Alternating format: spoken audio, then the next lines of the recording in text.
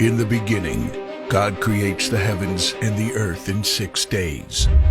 He makes Adam and Eve, who spend their days with God until they give in to temptation by eating from a forbidden tree. Sin enters the world, and things get so bad that God floods the earth and starts over with Noah and his family. Years later, God calls Abraham to follow him with the promise to make Abraham the father of a great nation.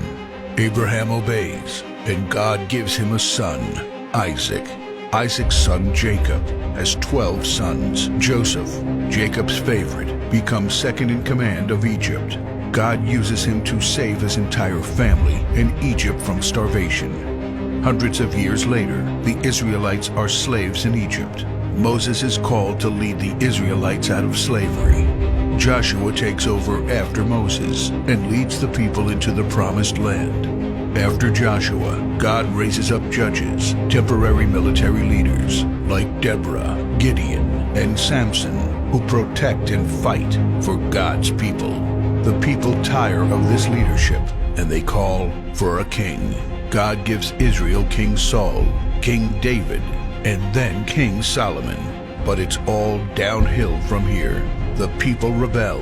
The kingdom of Israel is divided, and everyone turns their back on God.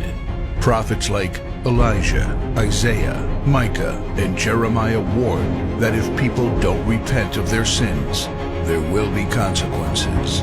But the people ignore their warnings. The divided kingdoms are conquered, and God's people face captivity in foreign lands.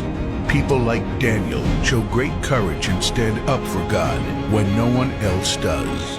Some of the exiled people return to the promised land, but for 400 years, God is silent. No prophets, no miracles, and no angel visitations. But then, the silence is broken when Jesus is born. He lives a perfect life, teaches truth, and performs miracles, proving He is God. He shows us the full extent of God's love by taking our place and dying on the cross for our sin. He is placed in a grave, but 3 days later, Jesus rises again, conquering sin and death. His followers travel the world, sharing the good news of His love and starting churches. We now are part of this story, and we have the chance to change the world and share His love, because one day He will crack open the sky and He will return. It's the greatest story ever told.